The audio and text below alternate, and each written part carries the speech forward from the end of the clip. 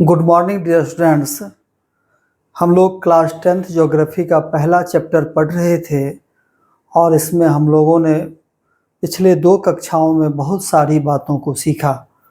हम लोग देखे कि संसाधन क्या होता है, संसाधन के क्या महत्व हैं, मानव किस प्रकार एक महत्वपूर्ण संसाधन है, साथ ही हमारे आसपास जो संसाधन हैं वो कितने प्रकार के हैं। हम लोगों ने उन्हें विभिन्न मानदंडों के आधार पर विभिन्न भागों में बांटा, जैसे कि स्रोत के आधार पर, प्राप्ति के आधार पर, और फिर वो अनवीकरणीय, नवीकरणीय, संभाव्य, ज्ञात, विभिन्न प्रकार के संसाधनों को हमने देखा, जैव अजैव संसाधन।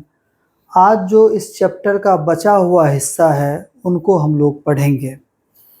आज की कक्षा में हम लोग देखेंगे कि संसाधन का विकास कैसे होता है, साथ ही संसाधनों के उपयोग के लिए अंतर्राष्ट्रीय स्तर पर जो विभिन्न प्रकार की कमेटियां बनी है, विभिन्न प्रकार के कॉन्फ्रेंस हुए हैं, उनको हम लोग देखेंगे, जिसमें कि ब्रुंडटलैंड कमीशन, क्लब ऑफ रोम, विश्व शिखर सम्मेलन, पर्यावरण संरक्षण सम्मेलन। और हम लोग आज देखेंगे आज की कक्षा में 5 जून को ही हम लोग पर्यावरण दिवस क्यों मनाते हैं, UNEP का क्या महत्व है, और साथ ही साथ सतत पोषणीय विकास। हम लोग देखेंगे कि प्रोग्राम 21 क्या है, साथ ही +5 समिट क्या है, और क्योटो प्रोटोकॉल, और साथ साथ हमारे किताब में जो COP15 दिया हुआ है, और उसके साथ ही वर्ष 2024 में जो COP29 होने वाला है उसके बारे में भी हम लोग देखेंगे। तो चलिए कक्षा का आरंभ करते हैं। हम लोग पिछले दिन संसाधनों का जो विभिन्न वर्ग है, संसाधनों के जो विभिन्न प्रकार हैं, वहाँ तक हम लोग देखे थे, और संचित संसाधन तक हम लोगों ने देखा था। ठीक, यहाँ तक पढ़ने के बाद यहाँ तक से संबंधित जो प्रश्न हैं प्रश्नावली में, वो आप लोगों से आसानी से बन गया होगा, और बाकी अगर आज समय मिलेगा तो हम सभी प्रश्नों को भी यहाँ बनवा देंगे। प्रयास रहेगा कि आज यह चैप्टर ख़त्म ही हो जाए, क्योंकि आज यह तीसरी कक्षा है। तो चलिए समय को बिना गंवाए हम लोग प्रारंभ करते हैं। एक और चीज़ बच्चों, हम लोग जिस प्रकार से पढ़ रहे हैं, इसमें जो सामान्य समझ के भी जो बच्चे होंगे उनको भी आसानी से विषय वस्तु समझ में आ रही होगी, अगर वो ध्यान से क्लास को देख रहे होंगे, क्योंकि मैंने बड़े ही बारीकी से और बड़े ही आसान भाषा में सभी बातों को समझाया है। आज की कक्षा हम लोगों की प्रारंभ होगी संसाधनों का विकास। संसाधनों का कैसे विकास होता है उसको हम लोग देखेंगे। तो संसाधनों का विकास, कोई भी संसाधन या कोई भी पदार्थ ऐसे हमारे लिए संसाधन नहीं बन जाते। हमारे आसपास अभी भी अनेक प्रकार के अज्ञात पदार्थ हैं जिनके बारे में, जिनका महत्व क्या है हमारे जीवन में, उनके बारे में हमें पता नहीं है। जिस दिन पता चल जाएगा कि यह पदार्थ हमारे जीवन में बहुत ही महत्वपूर्ण एवं उपयोगी तथा फायदेमंद है, उस दिन वह पदार्थ हमारे लिए संसाधन बन जाएगा। तो संसाधनों का विकास, डेवलपमेंट ऑफ रिसोर्सेज। संसाधन के रूप में मानव सबसे महत्वपूर्ण संसाधन है, अतः संसाधनों के विकास में भी मानव विकास सबसे ज़्यादा महत्व है। समझिए इस चीज़ को, हम लोगों ने जितने प्रकार का संसाधन देखा, उन सभी संसाधनों में मानव संसाधन सबसे महत्वपूर्ण होगा। और यहाँ बात की जा रही है मानव संसाधन के विकास की। अब मानव संसाधन का विकास कैसे होगा, आप लोग जो अभी पढ़ रहे हैं, ज्ञान अर्जित कर रहे हैं, उसमें क्या हो रहा है? आपका विकास हो रहा है। मानव संसाधन का विकास उचित शिक्षा, साथ ही साथ समुचित प्रशिक्षण के कारण ही होगा। शिक्षण और प्रशिक्षण के अभाव में मानव का विकास संभव नहीं है। इसके लिए मानव संसाधन के विकास के लिए आवश्यक है कि सभी मनुष्यों को एक उचित प्रकार की शिक्षा मुहैया कराई जाए, साथ ही साथ उनके स्वास्थ्य का ध्यान रखा जाए, साथ ही उसके विकास में जो जो आवश्यक चीज़ें हैं उन सभी बातों का ध्यान रखा जाए। अगर मानव या का मस्तिष्क विकसित होगा तो वो अन्य संसाधनों का भी अच्छे प्रकार से उपयोग करेगा। तो मानव संसाधन का विकास अत्यंत ही आवश्यक है। इसी कड़ी में देखिए,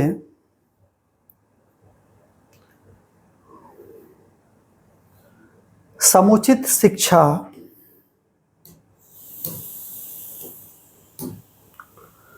यहाँ दो बातों पर जोर दिया गया, एक समुचित शिक्षा और दूसरा सम्यक प्रशिक्षण। सम्यक प्रशिक्षण का अर्थ, सम्यक का अर्थ होता प्रॉपर ट्रेनिंग। उचित प्रशिक्षण जो होना चाहिए मनुष्य को, वो मिलना आवश्यक है। अब उचित और अनुचित प्रशिक्षण की जब हम बात करते हैं तो आपको आपके परिवेश के द्वारा उचित प्रशिक्षण भी दिया जाता है और अनुचित प्रशिक्षण भी दिया जाता है। आपका परिवेश आपको नशा करने की भी प्रशिक्षण देता है, गलत कार्य करने का भी प्रशिक्षण देता है, साथ ही साथ अच्छे कार्य, अच्छी प्रकार से शिक्षा ग्रहण करने का और अच्छी नई तकनीकों को सीखने का, नए हुनरों को सीखने का भी प्रशिक्षण देता है। अब आसान सी भाषा में आप इसको समझ सकते हैं। हम अपने परिवेश में देखते होंगे कि कई मनुष्य अप्रशिक्षित हैं, और जो मनुष्य अप्रशिक्षित हैं, अगर मनुष्य अप्रशिक्षित रहेगा, अगर मनुष्य अप्रशिक्षित रहेगा, साथ ही साथ अशिक्षित रहेगा, तो उसका मूल्य क्या होगा? कुछ नहीं होगा। मूल्य, वैल्यू कुछ नहीं होगा। वह पूरे दिन कार्य करेगा। कई सारे लोगों को देखते होंगे कि सिर्फ खाने पे कार्य करता है, उसको सिर्फ 2 वक्त खाना दे दीजिए ढंग से, वो पूरा दिन आपका काम करते रहेगा। क्या प्रशिक्षित आदमी और शिक्षित आदमी यह कार्य करेगा? कभी नहीं कर सकता। आप एक इसका सामान्य उदाहरण ले लीजिए। आपको एक डॉक्टर को ले लीजिए और एक कोई आप, और दूसरे उदाहरण में आप एक कोई मजदूर को ले लीजिए।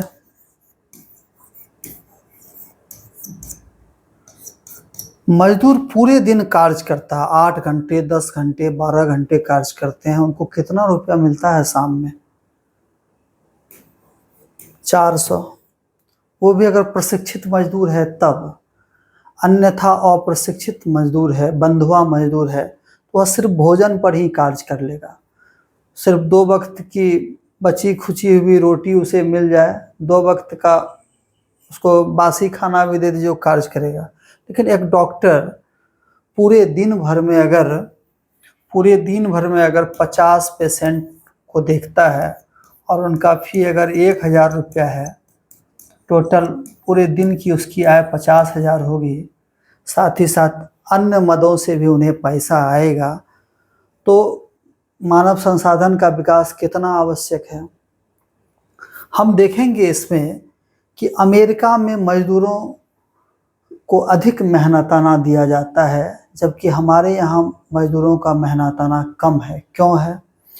क्योंकि अमेरिका के मजदूर प्रशिक्षित हैं, उसे किसी भी कार्य के करने का अच्छा अनुभव है, अच्छा प्रशिक्षण है, वह किसी भी कार्य को भली भांति कर पाते हैं, जबकि हमारे यहाँ के मजदूर उतना अनुभवी, उतना कह सकते हुनरमंद नहीं है, जिसके कारण वह किसी भी कार्य को अच्छी प्रकार से नहीं कर पाता है। साथ ही साथ किसी कार्य को करने में अधिक समय भी लगाता है, अधिक संसाधनों का भी उपयोग करता है और साथ ही साथ कार्य की गुणवत्ता भी अच्छी नहीं होती है।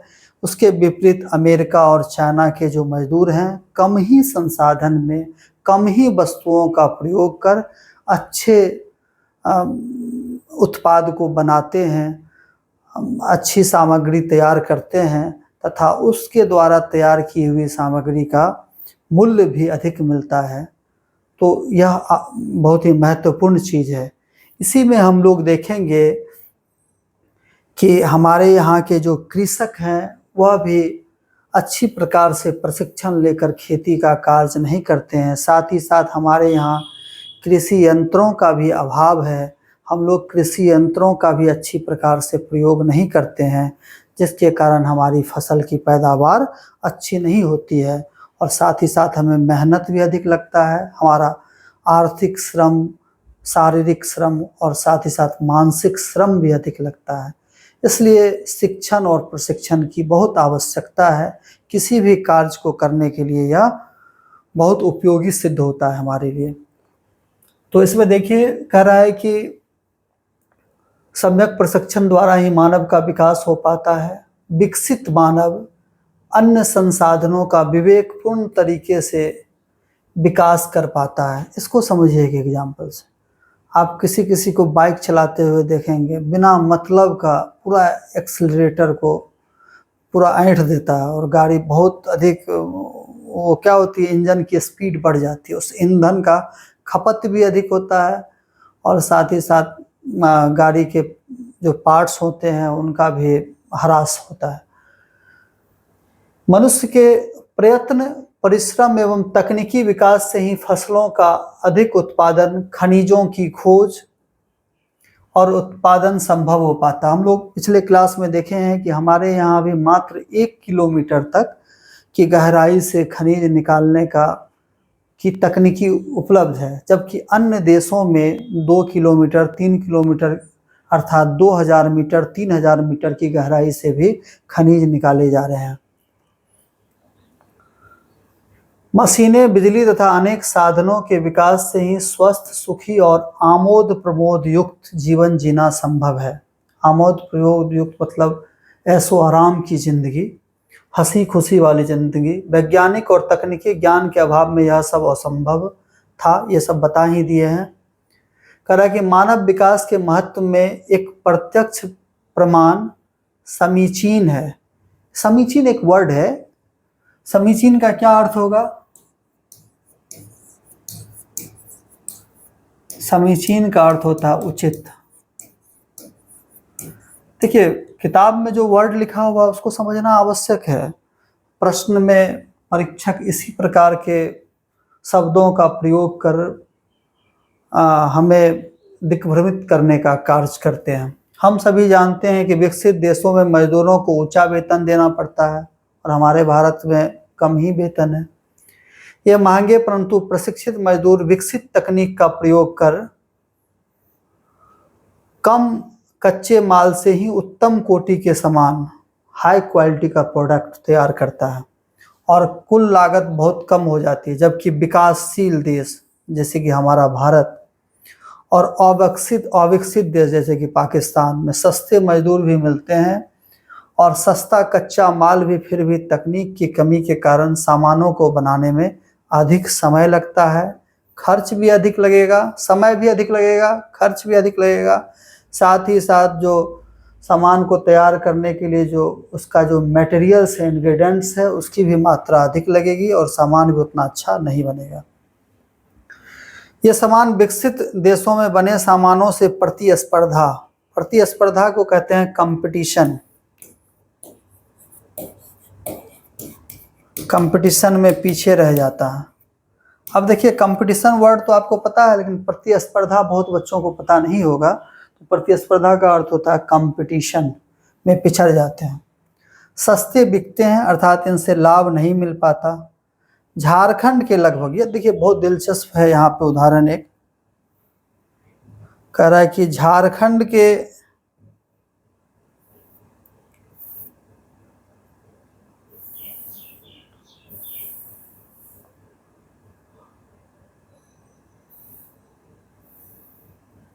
बहुत ही समीचीन और उचित उदाहरण है यह संसाधन के विकास के क्रम में, खासकर मानव संसाधन के विकास के लिए।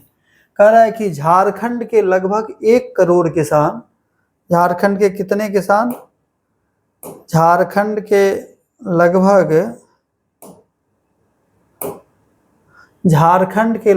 1 करोड़ किसान, झारखंड के लगभग 1 करोड़ किसान अपने खर्चे भर के लिए भी अन्न पैदा नहीं कर पाते हैं, जबकि अमेरिका में इतने ही किसान पूरे देश के खर्चे के अतिरिक्त अनाज का निर्यात भी करते हैं। निर्यात मतलब दूसरे देश को भी देता है, क्योंकि वे उन्नत तकनीक, डेवलप्ड टेक्निक्स,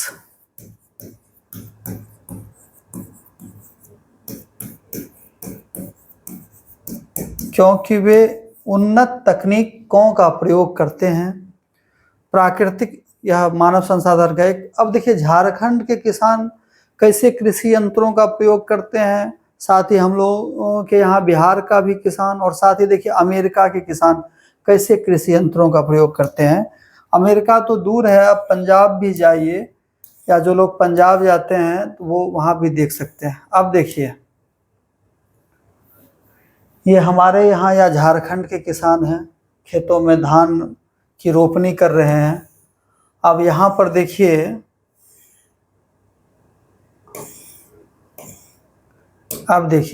विकसित देशों में धान की रोपाई कैसे होती है, धान की रोपनी कैसे करते हैं, फर्क है। यह कम ही समय में अत्यधिक एरिया में धान लगा लेगा, जबकि हमारे यहाँ मजदूर, काफ़ी मजदूर भी लगेगा, साथ ही साथ 2 प्लांट के बीच की जो दूरी होगी, साथ ही साथ 2 प्लांट के, मान के चलिए ये प्लांट 2 प्लांट के बीच की दूरी जो होगी वह कहीं कम होगी, कहीं ज़्यादा होगा, कहीं कम होगा, कहीं ज़्यादा होगा। तो इससे जहाँ ज़्यादा हो जाएगा वहाँ का फसल क्या हो जाएगा, घना हो जाएगा। जहाँ कम घना होगा तो उससे भी फसल के प्रोडक्शन पे असर आएगा, और जहाँ कम हो जाएगा वहाँ के भी फसल के प्रोडक्शन पर क्या होगा, असर आएगा।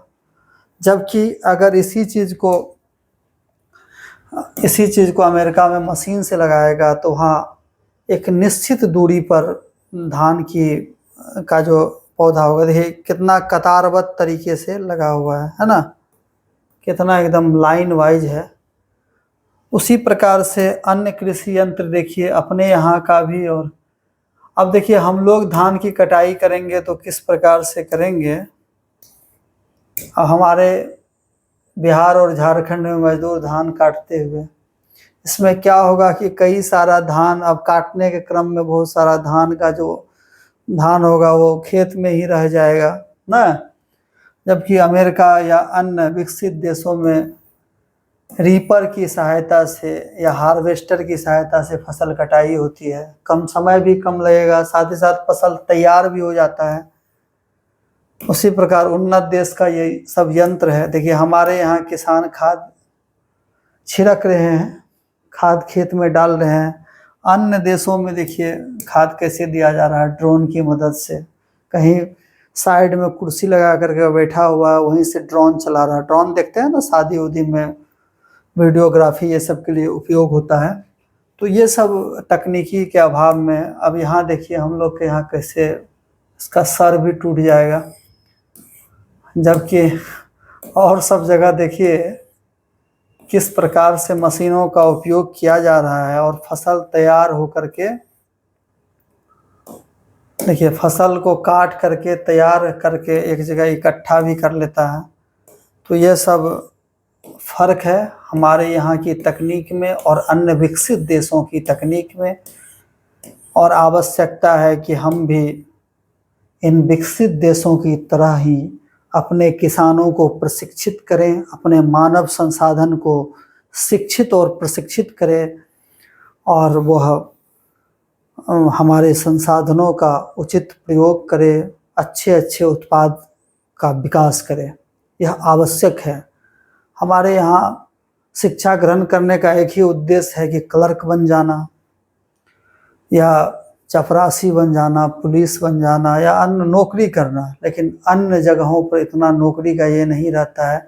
वो लोग उद्यमी बनने का प्रयास करते हैं, वो लोग ज्ञान का अर्जन तो करते हैं और ज्ञान को अपनी तकनीक का उचित उपयोग कर अन्य लोगों को रोजगार देने का कार्य करते हैं। जैसे हमारे यहाँ का अगर इंजीनियर को आप देखिएगा तो बीटेक एमटेक कर लिया है, उसका ट्रेड है मैकेनिकल, इलेक्ट्रिकल, कंप्यूटर साइंस, और उससे पूछिए मैकेनिकल कोई मशीन खोल करके उसके सामने रख दीजिए, वह उसको सेट नहीं कर पाएगा। लेकिन आप देखेंगे जो कि जिनको कि एक अक्षर का भी ज्ञान नहीं है, जो टेक्नीशियन या मिस्त्री जो बचपन से ही कोई गैराज में काम कर रहा है, वो बड़ी बड़ी गाड़ियों को जो है उसको एक अक्षर का भी ज्ञान, अपना नाम लिखना भी नहीं आता, लेकिन उचित प्रशिक्षण साथ ही साथ उचित अभ्यास के बल पर वो बड़ी बड़ी गाड़ियों का बड़ा इंजन ठीक कर देता है। तो इसमें हमारे देश में अब आप कहिएगा कि वो तो इंजीनियर बना, शिक्षा ग्रहण किया, लेकिन हमारे देश की जो शिक्षा पद्धति है वह बड़ा रेडीमेड टाइप का शिक्षा पद्धति है। बच्चे डेली जा रहे हैं, आ रहे हैं, और अंत में जब परीक्षा होता है तो उसको 10-20 प्रश्न दे दिया जाता है और बता दिया जाता है कि इसी 10-20 प्रश्न में से परीक्षा में प्रश्न आएगा। बच्चे उसी प्रश्न को करके जाते हैं। तो इसलिए हमारे यहाँ मानव संसाधन का विकास अवरुद्ध है और आवश्यकता है इसके डेवलपमेंट की। अब आगे देखिए, प्राकृतिक संसाधन प्रकृति द्वारा उपहार में नहीं दिए जाते हैं। प्रकृति कोई हम लोगों को गिफ्ट नहीं कर रहा प्राकृतिक संसाधन का, वरन मनुष्य अपनी लगन, अपने परिश्रम तथा अपनी बुद्धि से उन्हें संसाधन का रूप देता है। आजकल कम से कम समय में अतिरिक्त अनाज आजकल कम से कम समय में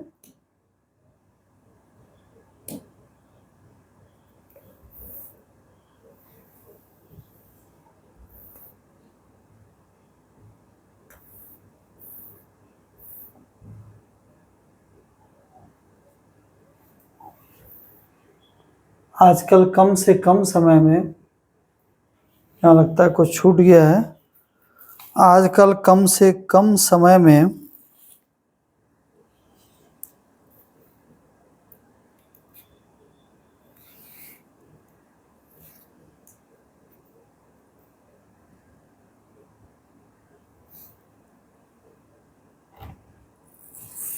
हाँ, कह रहा कि आजकल कम से कम समय में अधिक, ये बीच वाला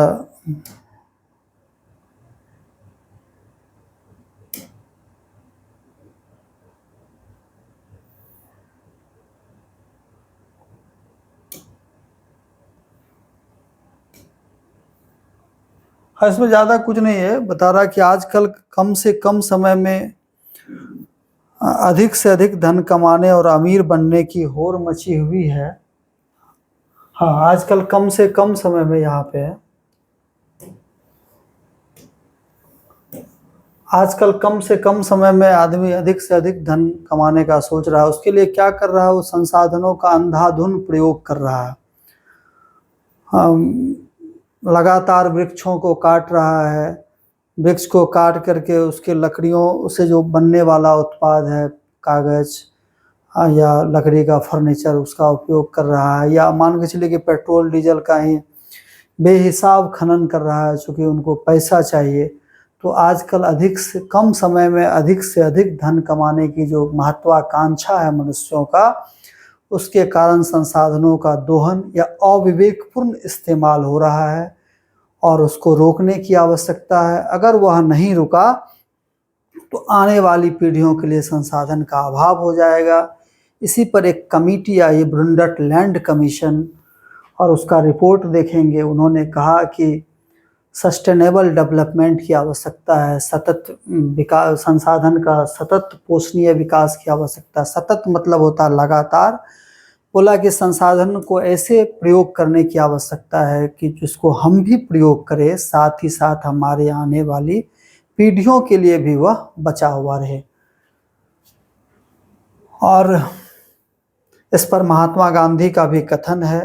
महात्मा गांधी बोलते हैं कि हमारे यहाँ संसाधनों का अभाव नहीं है, हमारे यहाँ इतने संसाधन पृथ्वी पर मौजूद हैं कि सभी की आवश्यकताओं की पूर्ति की जा सकती है, लेकिन एक बात है, किसी के लालच की पूर्ति नहीं की जा सकती है।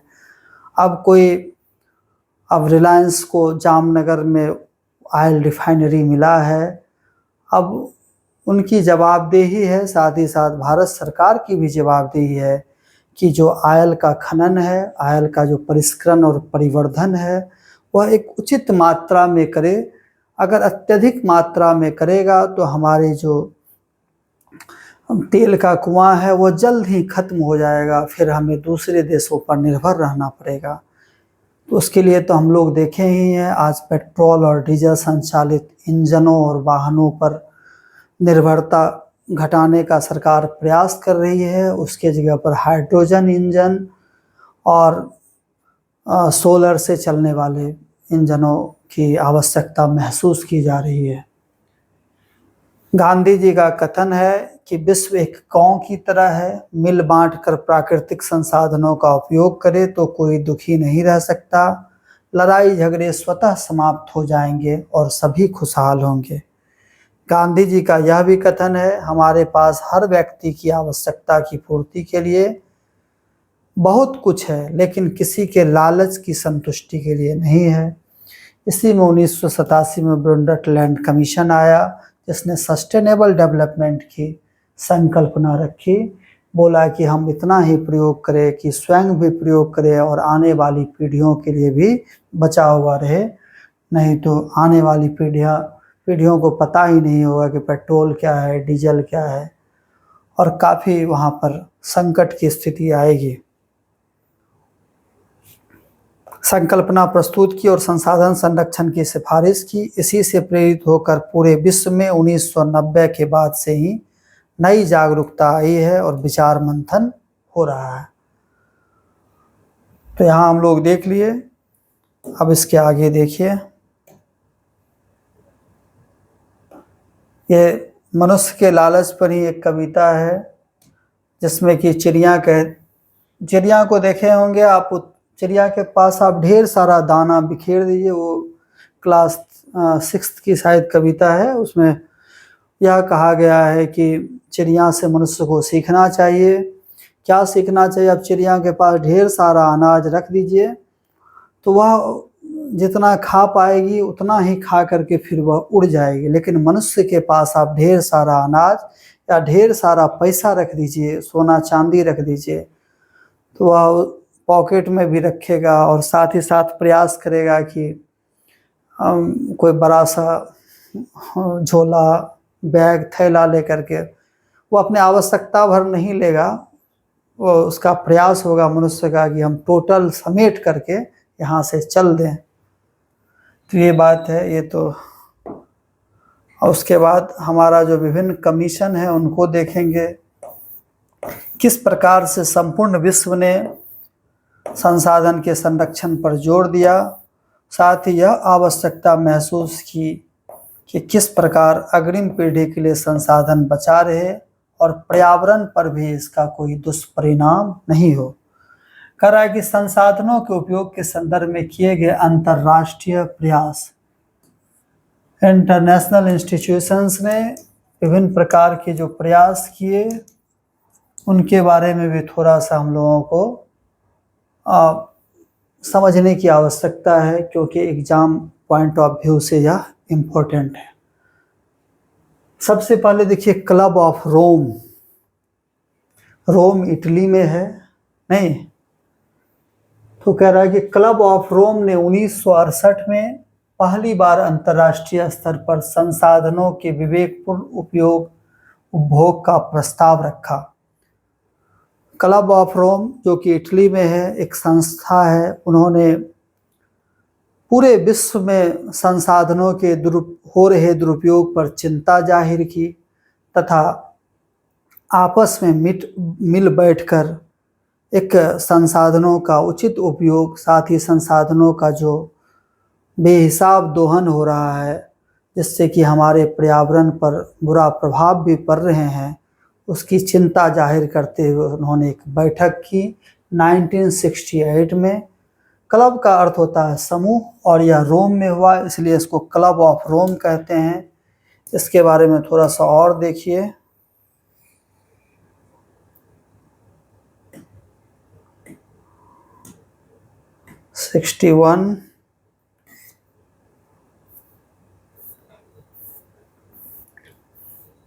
हम लोग जब काफ़ी व्यापक तरीके से पढ़ लेंगे तो इसका फ़ायदा होगा, हमें याद नहीं करना पड़ेगा। चलिए देखिए, क्लब ऑफ रोम, इसके क्या ऑब्जेक्टिव्स थे क्लब ऑफ रोम के।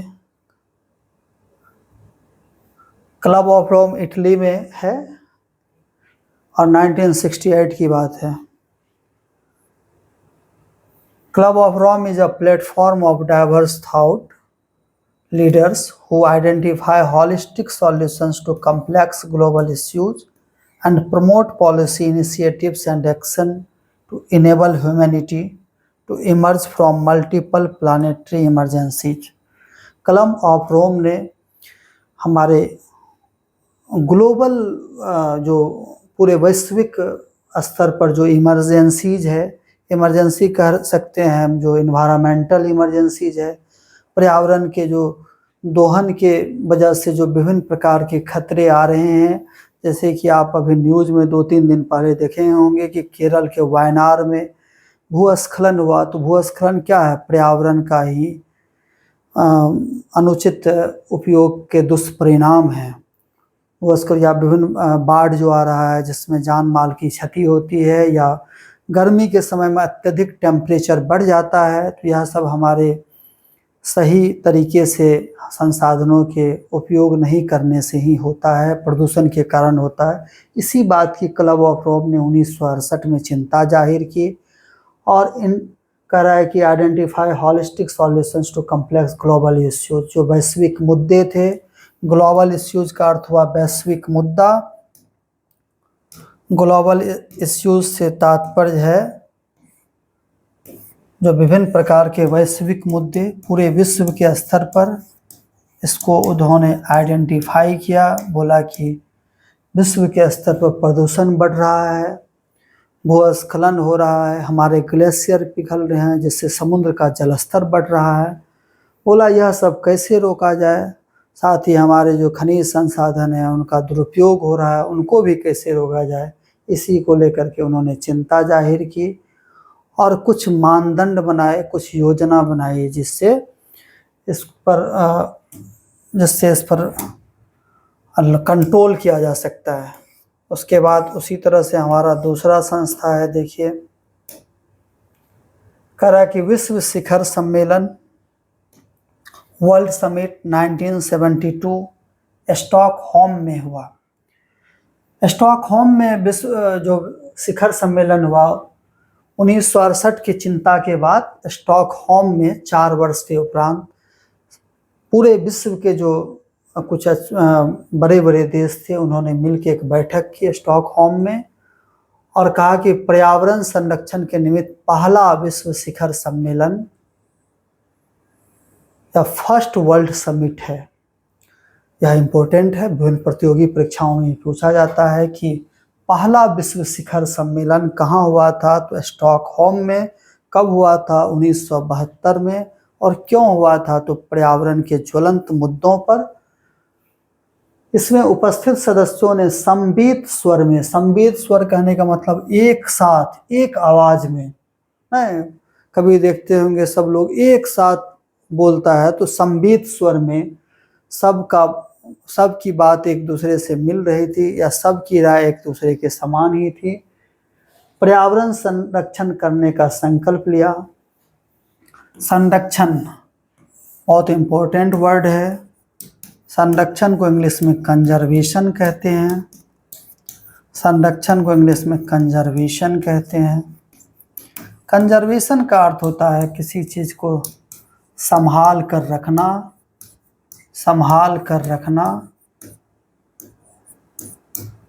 या किसी चीज़ को संभाल कर रखना या उसका उचित उपयोग करना। संरक्षण, संरक्षण से तात्पर्य है किसी चीज़ को संभाल कर रखना। संभाल कर कैसे रखेंगे? तो उसका उचित उपयोग करेंगे। आपके पास जो आपकी सबसे कीमती चीज़ है उसको कैसे रखते हैं? कोई ड्रेस आपका बहुत महंगा ड्रेस है, उसको आप किस प्रकार से रखते हैं? उसके बनिस्बत कोई सस्ता ड्रेस है, उसको कैसे रखते हैं? बस वही बात है, संभाल कर रखना। संकल्प लिया। इसी के बाद से पूरे विश्व में प्रतिवर्ष 5 जून को पर्यावरण दिवस के रूप में मनाया जाता है। तो 5 जून को पर्यावरण दिवस के रूप में क्यों मनाया जाता है? क्योंकि 5 जून 1972 को स्टॉकहोम में पहला शिखर सम्मेलन हुआ था। इसको भी थोड़ा सा डिटेल्ड में हम लोग देख लेते हैं।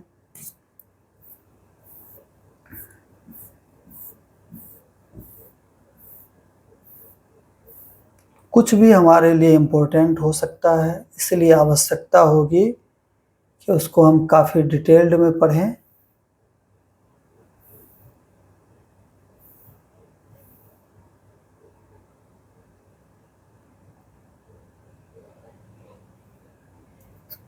ये 1992 वाला है, रियो डी जेनेरियो का। इसका भी देखेंगे जो ब्राज़ील में हुआ था।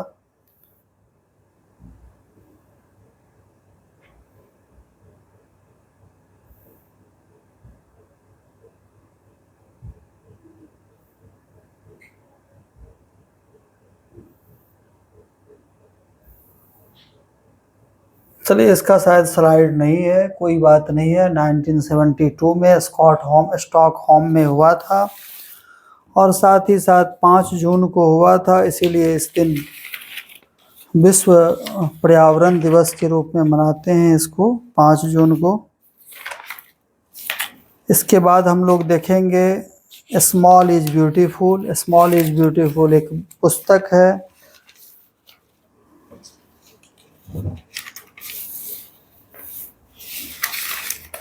स्टॉकहोम को थोड़ा सा गूगल से ही देख लेते हैं, क्योंकि हमारा दिल नहीं करता है किसी चीज़ को छोड़कर हम आगे बढ़ें, क्योंकि कंपटीशन का जो स्तर बढ़ रहा है उसमें सभी चीज़ों के बारे में पर्याप्त जानकारी की आवश्यकता है।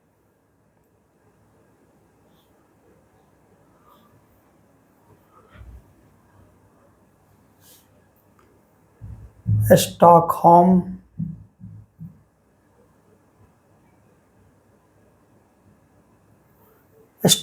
Conference.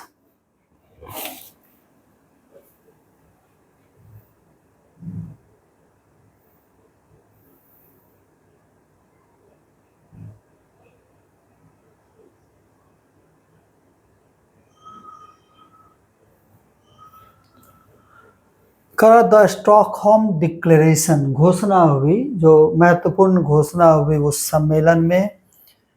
1972 comprises the proclamation of 26 principles and several other submission of recommendation। 26 सिद्धांतों पर बात की गई, उसको रिकमेंडेशन की बात हुई। उसमें कहा गया every principle which is laid down in the Stockholm Declaration is an important provision of the declaration। उसमें बात हुई right to protect environment. Right to protect environment से तात्पर्य है कि हम अपने इन्वायरमेंट को, हम अपने पर्यावरण को प्रोटेक्ट, संरक्षण करने का हमें अधिकार होना चाहिए। Manage of natural resources. Natural resources को हमें उचित तरीके से उसका प्रबंधन करना है। मैनेजमेंट का अर्थ होता है प्रबंधन, अर्थात कहने का मतलब है कि उसको उचित तरीके से उपयोग करना है, एक्स्ट्रा मिसयूज नहीं करनी है उनकी। तीसरा था management of renewable resources. Renewable resources पे जोर देना है। रिन्यूएबल रिसोर्सेज बच्चों हम आपको बता चुके हैं, नवीकरणीय जो संसाधन है, जैसे सोलर ऊर्जा का उपयोग करना है, हवा के माध्यम से बहुत सारे हवा का उपयोग करना है, सूर्य प्रकाश का, साथ ही साथ हाइड्रोलिक पावर प्लांट ये सब का इस्तेमाल करना है। उसके बाद कंजर्वेशन ऑफ वाइल्ड लाइफ, हमारे जो जंगली जंतु हैं, जीव हैं, जानवर हैं, उनका भी संरक्षण करना। वाइल्ड लाइफ मतलब होता है जंगली जानवर, कंजर्वेशन मतलब संरक्षण। Management of non renewable resources, जो हमारे अनवीकरणीय संसाधन है, नॉन रिन्यूएबल, उसका भी हमें प्रबंधन करना है। प्रबंधन करने का अर्थ होता है कि हमें उसका उचित उपयोग या उचित प्रयोग करना है, सोच समझ के उनका प्रयोग हमें करना है। तो उसके बाद चलिए, ये स्टॉकहोम हो गया।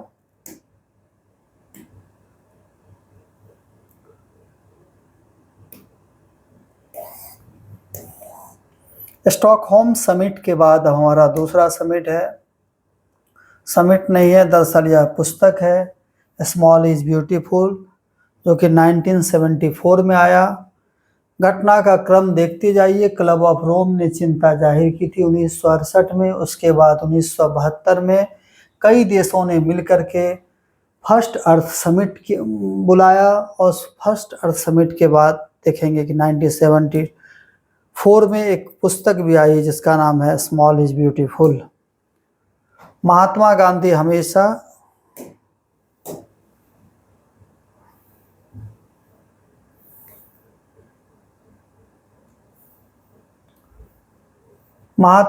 हमेशा लघु कुटीर उद्योगों के पक्ष में थे। लघु और कुटीर उद्योग, इसको समझिए।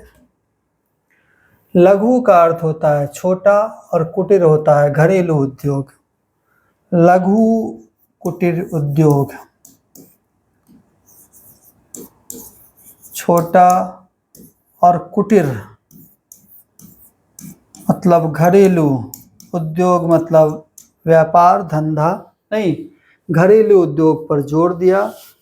अब जैसे लघु कुटीर उद्योग का एक सामान्य सा उदाहरण अभी देखिए कि मान के चलिए कि कोई व्यक्ति अपने यहाँ अपने घर में मान के चलिए कि डेयरी फार्म खोला हुआ है, गौ पालन कर रहा है, कोई मुर्गा पालन कर रहा है, कोई बकरी का पालन कर रहा है, कोई मत्स्य पालन कर रहा है, कोई अपने घर में अभी तो हैंडलूम पावरलूम आ गया, पावरलूम की मदद से वस्त्र का निर्माण कर रहा है, कोई अपने यहाँ अचार बना रहा है, पापड़ बना रहा है, तो वो सब लघु घरेलू उद्योग की श्रेणी में आता है। कोई चिप्स बना रहा है, इन सब बात, कोई अगरबत्ती बना रहा है, इन सब बातों के लिए ही अभी आपकी बिहार सरकार ने, आप देखे होंगे कि जीविका दीदी का बड़ा ही इम्पोर्टेंस है इसमें, और जीविका दीदी को प्रशिक्षित किया जा रहा है। और जीविका दीदी को प्रशिक्षित करने का क्या तात्पर्य है कि हमारे मानव संसाधन को प्रशिक्षित करना, जिससे उनकी आय बढ़ेगी। जैसे मशरूम का भी फार्मिंग हो रहा है, ये सब बातें हैं। तो महात्मा गांधी उसी समय हमारे लघु कुटीर उद्योगों के पक्ष में रहे। वे आर्थिक क्रियाकलापों के विकेंद्रीकरण पर जोर देते थे। विकेंद्रीकरण बहुत इंपॉर्टेंट वर्ड है, और आप पूछिएगा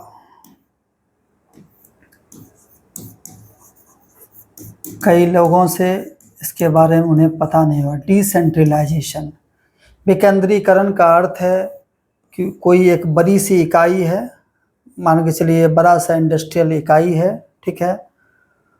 अब यह इंडस्ट्रियल इकाई में मान के चलिए कि अचार बन रहा है, तो मशीन के माध्यम से अचार बन रहा है। अब यहाँ बन रहे अचार को पिकल प्रोडक्शन हो रहा है, यहाँ बन रहे अचार को अगर यहाँ जितना प्रोडक्शन आ रहा है वह अगर 100 जीविका दीदी मिलकर के बनाए उसको, 100 जीविका दीदी मिलकर के उसी अचार का प्रोडक्शन करे अलग अलग जगहों पर, तो क्या होगा? पहले एक जगह बन रहा था, सेंट्रलाइज्ड था, यह अलग अलग जगह बनने लगा, इसी को कहते हैं विकेंद्रीकरण। इतिहास के टर्म में भी विकेंद्रीकरण डिसेंट्रलाइजेशन का उपयोग है।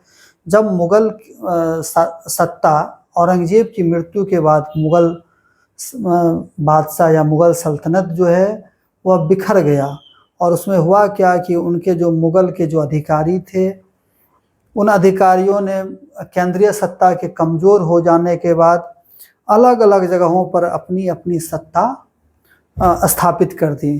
जैसे कि उदाहरण के लिए मान के चलिए कि बंगाल में उस समय में जो नवाब थे, उन्होंने उसको तो मुर्शीद कुली खां उनको क्या कहते हैं औरंगजेब ने ही नियुक्त किया था अपने शासन के समय में। लेकिन जैसे ही औरंगजेब की मृत्यु हुई 1907 में, तो उसके बाद मुर्शीद कुली खां क्या किया, वो अपना अलग बंगाल का नवाब बन बैठा। अवध में वो अलग बन गया, हैदराबाद में चिनक्लीज खां बन गए। तो केंद्रीय सत्ता कमज़ोर पड़ गई और उसके जगह पर छोटे छोटे राज्य का गठन हो गया। उसी को कहते हैं डिसेंट्रलाइजेशन या विकेंद्रीकरण। कहने का तात्पर्य है कि एक कोई बड़ा इंस्टीट्यूशन है, उसका टूट करके या कई जगहों पर बंटना। इससे क्या होगा, पहले एक ही लोगों को फ़ायदा होता था, इस फैक्ट्री वाले को, अब यहाँ 100 जीविका दीदी को फ़ायदा होगा। तो ये बात इम्पोर्टेंट है। तो गांधी जी इसी बात पर जोर देते थे, कहते थे कि उद्योगों का विकेंद्रीकरण हो, जो ऐसा ही सेंट्रलाइज्ड उद्योग बने, ऐसा ही केंद्रीकृत उद्योग बने, उद्योग स्थापित हो जो कि जिनके उत्पाद को लोग घरों में नहीं बना सकते हैं। गांधी जी का कहना था कि मान के चलिए कोई मशीन बन रही है जिनको कि घरों में मजदूर नहीं बना सकते हैं या लोग अपने अपने घरों में नहीं बना सकते हैं, उसके लिए फैक्ट्री आप बैठाइए।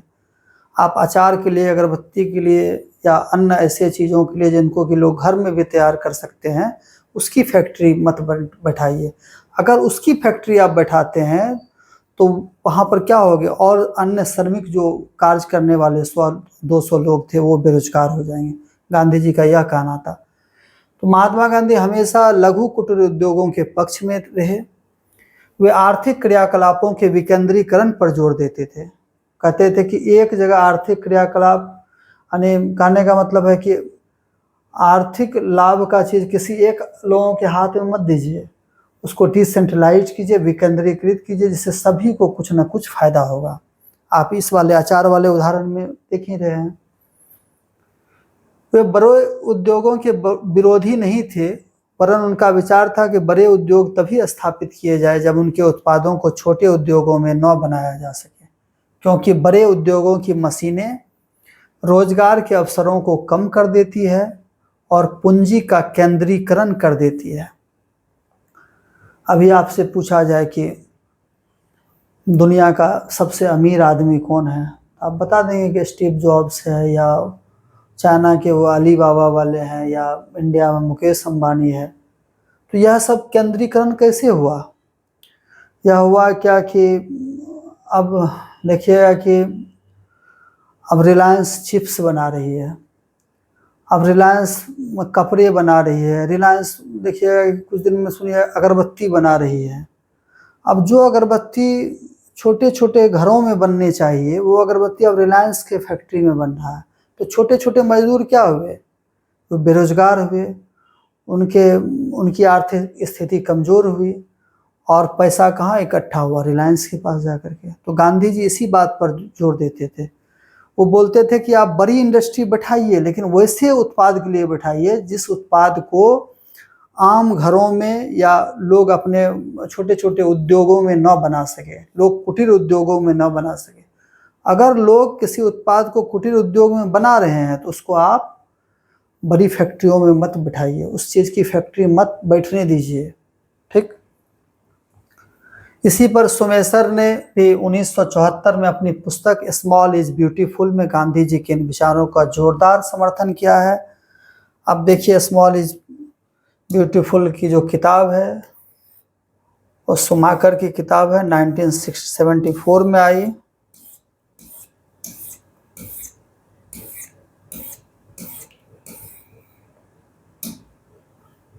देखिए यही है, E.F. शुमाकर की किताब है यह, और इसका नाम है स्मॉल इज ब्यूटीफुल। और देख रहे हैं कि गांधी जी की इसमें तस्वीर भी दी हुई है। स्मॉल इज ब्यूटीफुल क्या कहता है? कह रहा है कि लघु कुटीर उद्योग आवश्यक हैं। उसके बाद आगे का हमारा कौन सा समिट है उसको देखते हैं।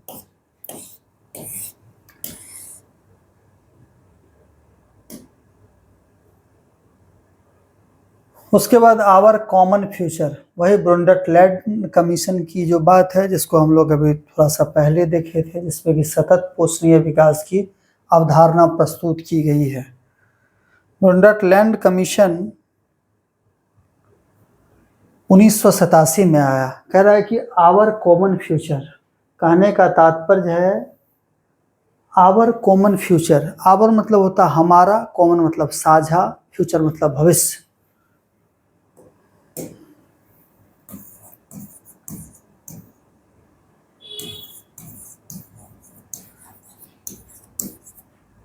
आवर कॉमन फ्यूचर, हमारा साझा भविष्य। अब इसको समझिए, हम वर्ड को अगर समझ जाएंगे तो उसी से हमारा कॉन्सेप्ट क्लियर हो जाएगा। आवर कॉमन फ्यूचर कह रहा है कि हमारा साझा भविष्य है। कह रहा है कि अमेरिका का भविष्य भारत के भविष्य से अलग नहीं है पर्यावरणीय मुद्दों पर। पाकिस्तान का भविष्य भारत के भविष्य से अलग नहीं है। अगर पाकिस्तान में किसी प्रकार का अपर्यावरणीय गतिविधि होती है तो उसका प्रदूषण से भारत भी प्रभावित होगा। कह रहा है कि ब्रुंडटलैंड कमीशन ने आर्थिक क्रियाकलापों का विश्व स्तर पर गहन अध्ययन कर आर्थिक क्रियाकलाप जो बड़ी बड़ी इंडस्ट्री बैठ रही है उसका, या जो आर्थिक गतिविधि हो रही है पूरे दुनिया में, उनका विश्व स्तर पर, ग्लोबल लेवल पर, किसी एक देश की नहीं, पूरे अन्य कई सारे देशों का अध्ययन कर प्राकृतिक संसाधनों के संरक्षण, कंजर्वेशन ऑफ नेचुरल रिसोर्सेज और उपयोग, प्राकृतिक संसाधन को कैसे संभाल कर रखा जाए, खासकर और नवीकरणीय संसाधन को, खासकर हमारे खनिज संसाधन को, साथ ही उसके उपयोग या उसका प्रबंधन कैसे उचित हो, पूरे विश्व के संदर्भ में अपनी रिपोर्ट प्रस्तुत की। इसमें पहली बार सतत पोषणीय विकास का विचार प्रस्तुत किया गया। सतत पोषणीय विकास, सस्टेनेबल डेवलपमेंट।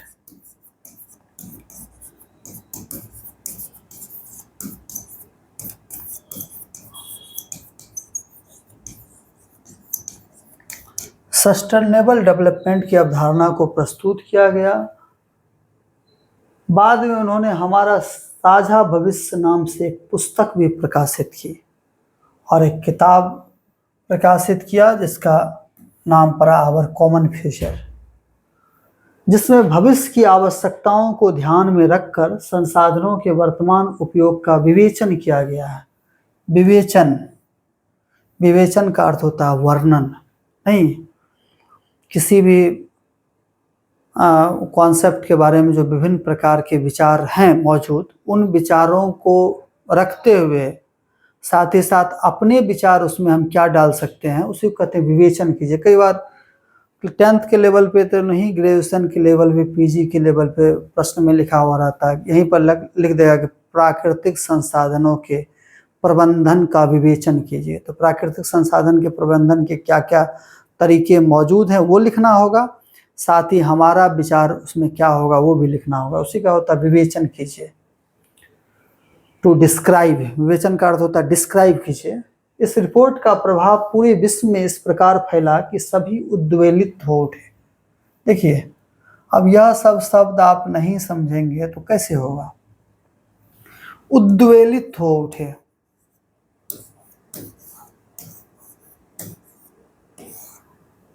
कभी कभी आप सुने होंगे कि कोई व्यक्ति कहता है कि मन बहुत उद्वेलित हो गया है, किसी घटना से किसी का मन उद्वेलित हो जाता है। ऐसे अब आम लोगों से तो उद्वेलित जैसे शब्द नहीं सुने होंगे, जो बहुत स्कॉलर लोग हैं वो कभी कभी बोलते हैं उद्वेलित, मन उद्वेलित हो गया। उद्वेलित का अर्थ होता है अशांत। अब अशांत आपको पता है।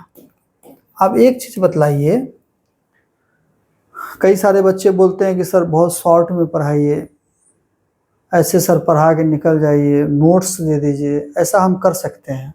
ऐसा करने में मुझे एक चैप्टर पढ़ाने में मुश्किल से आधा घंटा का समय लगेगा और क्वेश्चन आंसर बता देंगे कि इसका देख लो बाबू, ये क्वेश्चन है, उसका आंसर है यहाँ से आ रहा है, इसको यहाँ से यहाँ तक घेर लो, तुम्हारा आंसर बन जाएगा। लेकिन उसमें आपके ज्ञान की अभिवृद्धि नहीं होगी। हाँ, जब तक आप नहीं जानेंगे कि उद्वेलित का क्या अर्थ होता है। अशांत, अशांत तो आपको पता है, लेकिन राइटर ने उद्वेलित क्यों लिखा?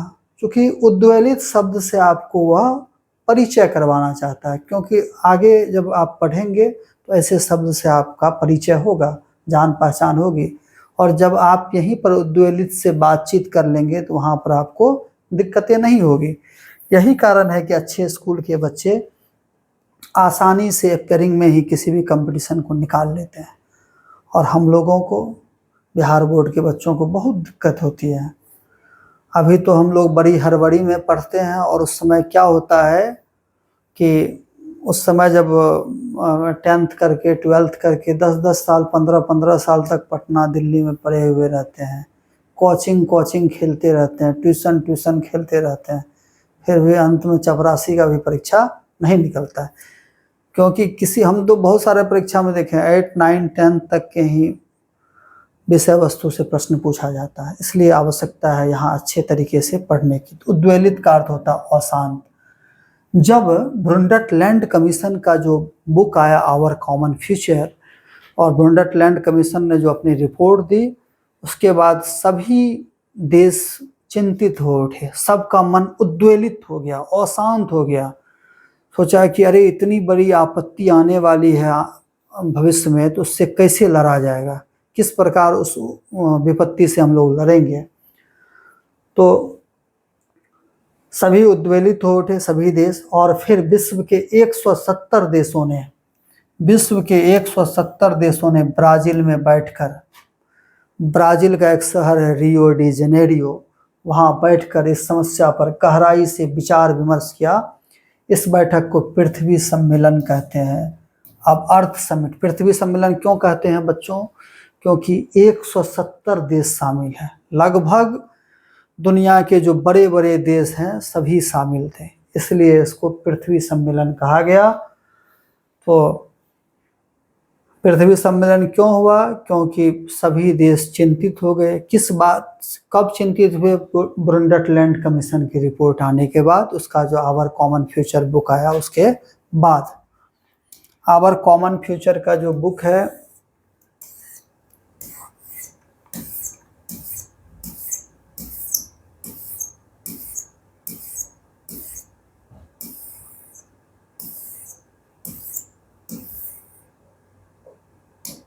यही किताब है, द ब्रुंडटलैंड रिपोर्ट, और जिसको कि आवर कॉमन फ्यूचर कहते हैं, हमारा साझा भविष्य। चलिए अब आगे देखते हैं, आगे कौन सा कॉन्फ्रेंस हुआ। तो आगे रियो डी जेनेरियो ब्राज़ील में कॉन्फ्रेंस होगा, पृथ्वी सम्मेलन। आगे हम लोग रियो डी जेनेरियो का अर्थ समिट देखेंगे, Kyoto protocol,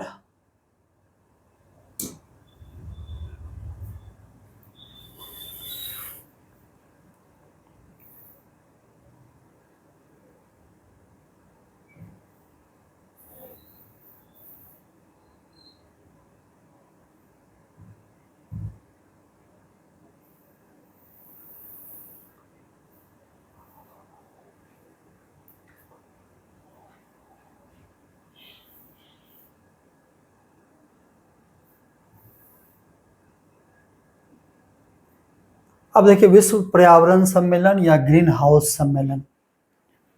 green house gases होता है, 5-6 गैसेज हैं ग्रीन हाउस का, उसको भी हम लोग देख लेंगे। कनाडा के मॉन्ट्रियल में, कनाडा में एक शहर है जिसका नाम है मॉन्ट्रियल। कनाडा के मॉन्ट्रियल में ग्रीन हाउस गैसों की वायुमंडलीय में असंतुलित वृद्धि पर चिंता प्रकट की गई। अब ग्रीन हाउस गैसों का कैसे वृद्धि होता है? तो पेट्रोलियम ईंधन के अत्यधिक उपयोग से, प्रदूषण से वृद्धि होती है। पेट्रोल को जब हम जलाते हैं तो उससे गैसोलीन निकलता है या विभिन्न प्रकार की गैसें निकलते हैं जो हमारे ग्लोबल वार्मिंग को बढ़ा देता है। ग्लोबल वार्मिंग का मतलब वैश्विक ताप को, पूरे विश्व के टेम्परेचर को इंक्रीज कर देता है। जब यह विश्व का टेम्परेचर इंक्रीज होगा तो हमारा ओजोन परत प्रभावित होगा, और जब ओजोन परत प्रभावित होगा, टेम्परेचर बढ़ेगा तो ग्लेशियर पिघलेगी, और ग्लेशियर के पिघलने से एक दिन ऐसा होगा, पहले तो समुद्र तटीय शहर और उसके बाद संपूर्ण पृथ्वी ही जलमग्न हो जाएगी। वायुमंडल में असंतुलित वृद्धि पर चिंता प्रकट की गई। उद्योग प्रमुख देशों से अनुरोध किया गया कि वे वायुमंडल को प्रदूषित करने वाली गैसों के उत्सर्जन को नियंत्रित करें। वैसे देश जो इसमें बहुत अधिक उद्योग होता है उन देशों से को कहा गया कि आप जो है ग्रीन हाउस गैसेज के प्रोडक्शन पे प्रतिबंध लगाइए या उसके प्रोडक्शन को आप मैनेज्ड कीजिए, उसके प्रोडक्शन को आप कम कीजिए।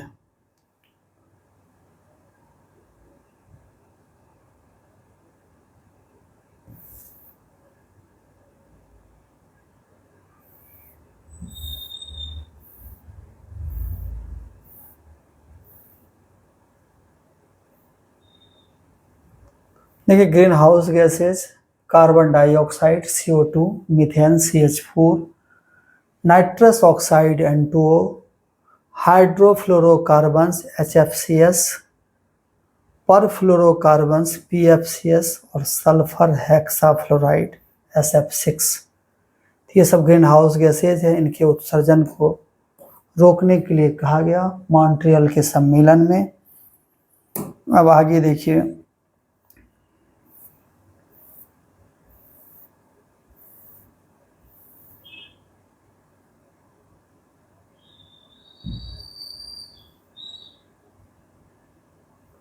उसके बाद फर्स्ट अर्थ समिट, प्रथम पृथ्वी सम्मेलन। ब्रुंडटलैंड रिपोर्ट के कारण जो सभी लोग उद्वेलित हो गए थे। 170 देश बैठे ब्राज़ील में, और ब्राज़ील का शहर था रियो डी जेनेरियो। 1992 में हुआ। रियो डी जेनेरियो की पृथ्वी, जेनेरो है, जेनेरियो होगा। रियो डी जेनेरियो की पृथ्वी सम्मेलन में पूरे विश्व में पर्यावरण के क्षरण, अब क्षरण और संरक्षण दोनों अलग अलग चीज है। क्षरण का अर्थ होता है,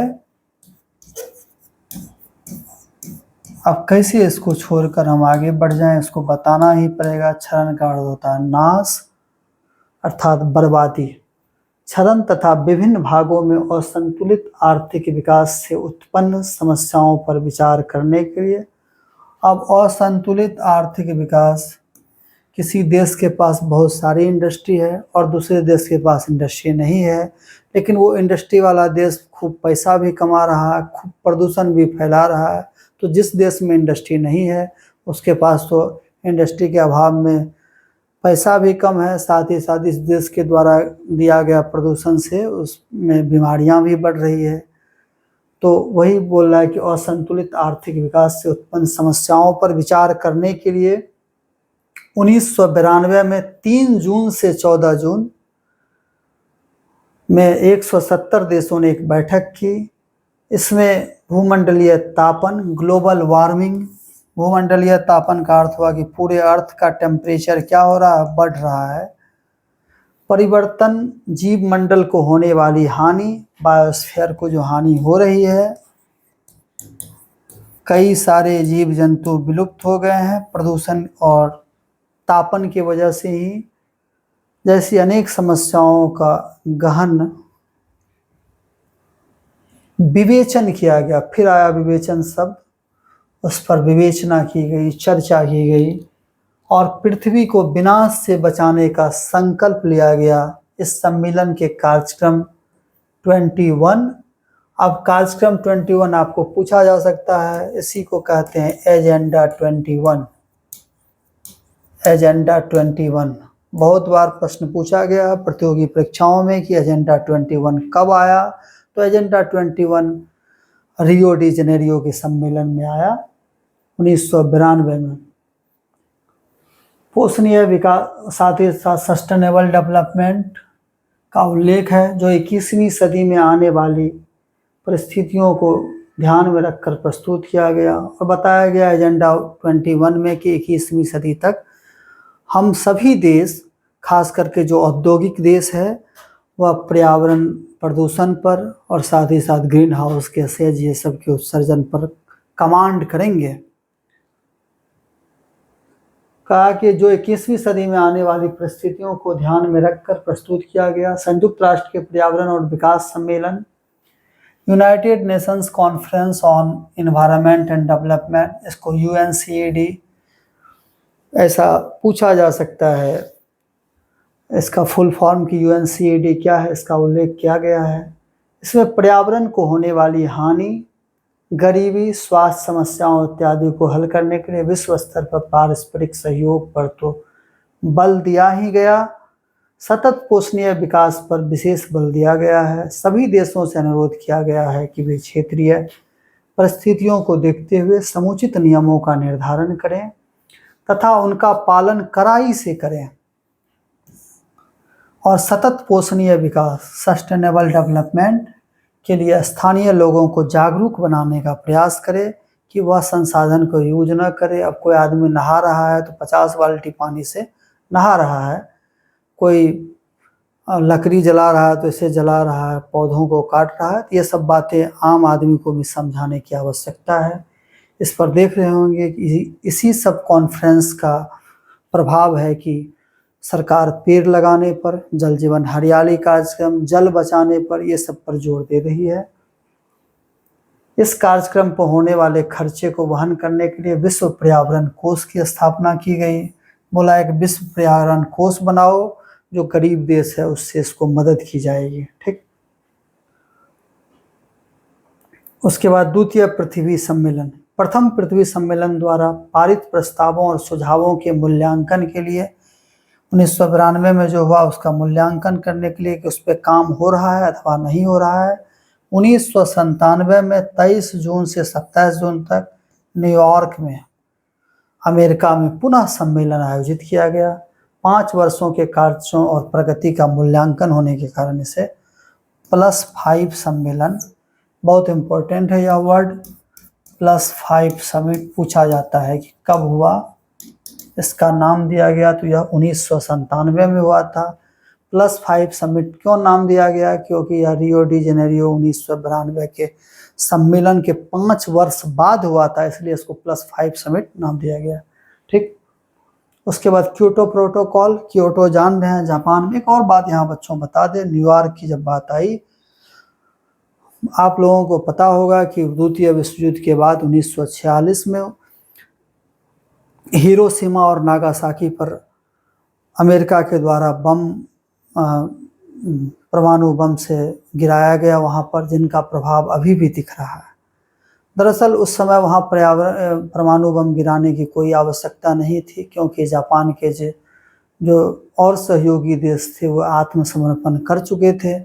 लेकिन अमेरिका अपनी ताकत का आभास करवाने के लिए और साथ ही साथ उस समय तक वह परमाणु बम, एटॉमिक वेपन्स को खोज चुका था। कह सकते हैं कि उसको एक तरह से कह सकते हैं कि उसको इस चीज़ के लिए अपना एक, उसको हम क्या कह सकते हैं कि वो परमाणु बम का वो देखना, उसको ताकत दिखाना था। साथ ही साथ वो अपने परमाणु बम को ट्रायल भी करना चाह रहा था कि हमारा परमाणु बम जो बना वो घातक है अथवा नहीं घातक है। तो उन्होंने ही किया। यूरोपीय देश ने परमाणु बम गिराया, अमेरिकी देश, अमेरिका ने गिराया, यूरोप नहीं होगा, अमेरिका ने वो परमाणु बम गिराया, जिससे जापान और नागासाकी पर अभी भी वहाँ के बच्चे अपंग पैदा ले रहे हैं। तो यह उनकी बहुत बड़ी भूल थी, बहुत बड़ी मूर्खता थी। अगर ये सब समिट बना होता, ये सब संगठन बना होता, तो अमेरिका की ताकत नहीं होती कि वह वहाँ पर परमाणु बम गिरा सके। उसके बाद क्योटो प्रोटोकॉल, क्योटो प्रोटोकॉल हम लोग देखेंगे।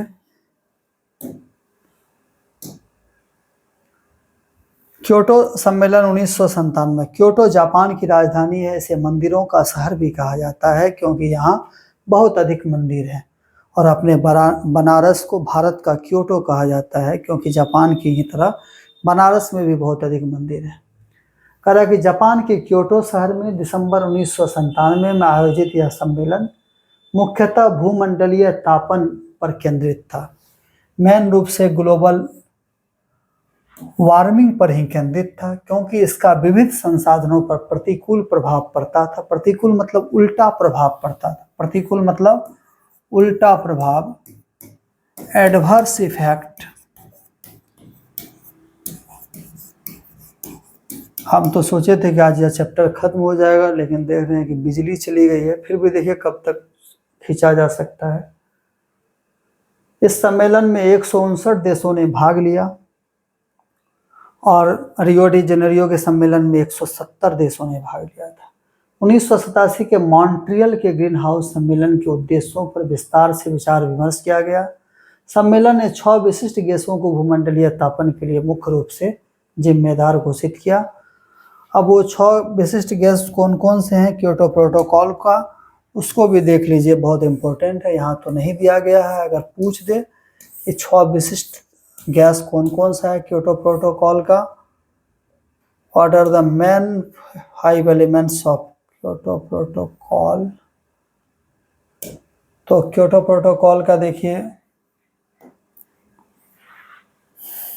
कार्बन डाइऑक्साइड वही ग्रीन हाउस गैस है पहला, मीथेन CH4 दूसरा, नाइट्रस ऑक्साइड तीसरा और हाइड्रोफ्लोरोकार्बन चौथा, परफ्लोरोकार्बन पांचवा, सल्फर हेक्साफ्लोराइड SF6 छठा और नाइट्रोजन ट्राइफ्लोराइड सातवां। टोटल यहाँ 7 है। 7 ग्रीन हाउस गैसेज है। एक और गैस डिटेक्ट किया गया है। अब आगे देखिए क्योटो प्रोटोकॉल के बाद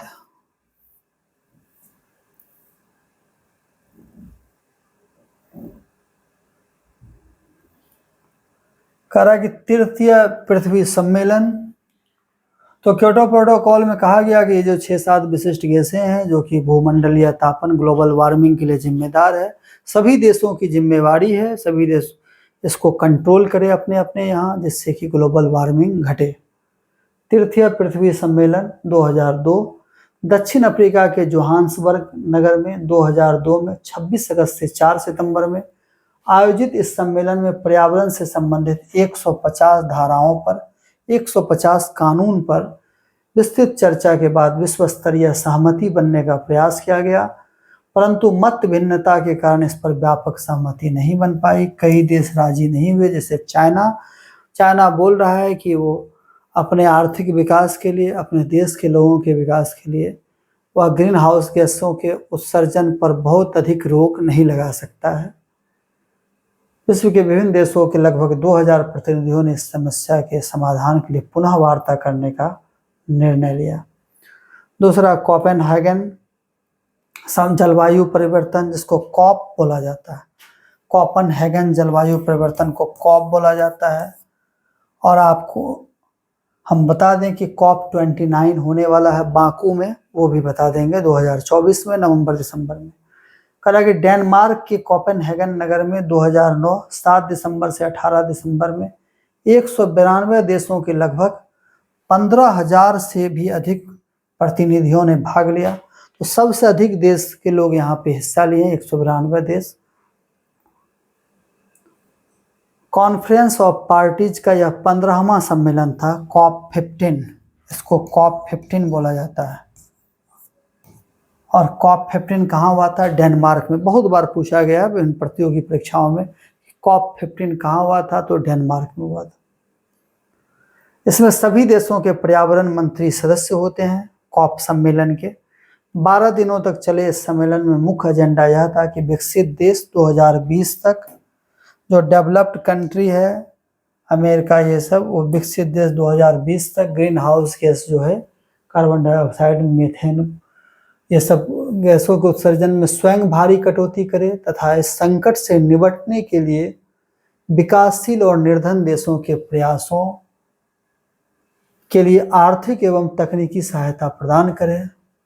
मुख्य समस्या कटौती की मात्रा के निर्धारण और धन की है। आर्थिक मंदी से ग्रसित धनी देश गरीब देशों की मदद करने को इच्छुक नहीं है। उधर सबसे अधिक कार्बन उत्सर्जन करने वाले देशों में अमेरिका और चीन है। अमेरिका तो थोड़ा बहुत मानने के लिए तैयार भी है, लेकिन चीन जरा सा भी मानने के लिए तैयार नहीं है।